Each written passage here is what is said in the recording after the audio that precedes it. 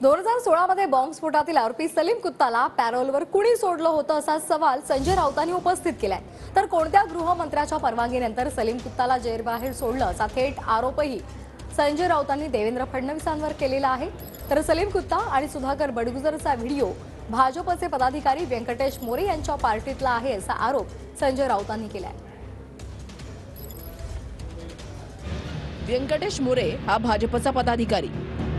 Venkatesh moreover सध्या नाशिक लोकसभा संयोजकाची जबाबदारी आहे। मोरेवर भाजपच्या माथाडी सेलच्या शहराध्यक्ष पदाचीही जबाबदारी आहे। गुन्हेगारी पार्श्वभूमी असलेला पदाधिकारी म्हणून व्यंकटेश मोरेची ओळख आहे। 2016 मधील एका हत्या प्रकरणामध्ये जन्मठेपेची शिक्षा झाली आहे। नाशिकच्या विविध पोलीस ठाण्यामध्ये मोरेवर गुन्ह्यांची नोंद आहे। हत्या, मारहाण, अपहरण, खंडणी यासारखे असंख्य गुन्हे दाखल आहेत। जर तो एवढा भयंकर अपराधी होता असं आपण म्हणताय, काय बॉम्बस्फोटातला मला माहित नाही, तर त्याला तुरुंगाच्या बाहेर सोडण्याची परवानगी कोणत्या गृहमंत्र्याच्या सहीनं झाली? शिवसेनेकडे कधी गृह खातं नव्हतं आणि त्याला 2016 साली तर आमच्याकडे सत्ता नव्हती फार। गृह खातं कोणाकडे होतं?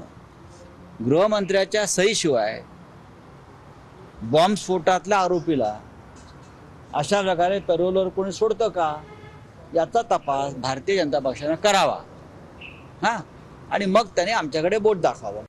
गृहराज्यमंत्री शिवसेनेकडे कधीच नव्हता, म्हणून थोडं शुद्धीत राहून जरा इतिहास तपास, मग तुला कळेल की कोणाकडे गृहराज्यमंत्री पद केव्हा होतं हे नक्की तुला कळेल। हे सुधाकर बड़गुजर तो सिर्फ झांकी है, संजय राजाराम राउत को अंदर जाना अभी तक बाकी है।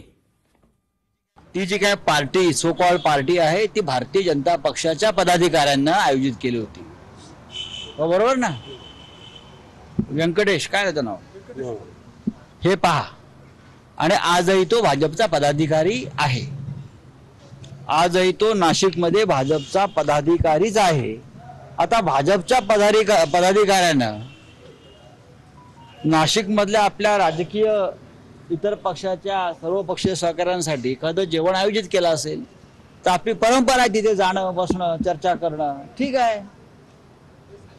त्याच्यामुळे जी काय भाजपमधले जे काय सलीम कुत्ताचे सहकारी जे काय प्रश्न विचारतायत त्यांनी आधी आपल्याकडे पाहावं, एक बोट स्वतःकडे आहे ते पाहावं।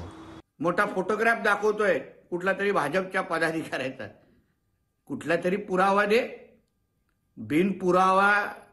बिनपुराव्याचं भोकण्याचं काम तर संजय राजाराम राऊत नेहमीच करतो। आम्ही पुरावा दिला, व्हिडिओ दाखवले आणि त्यानंतर आरोप केले।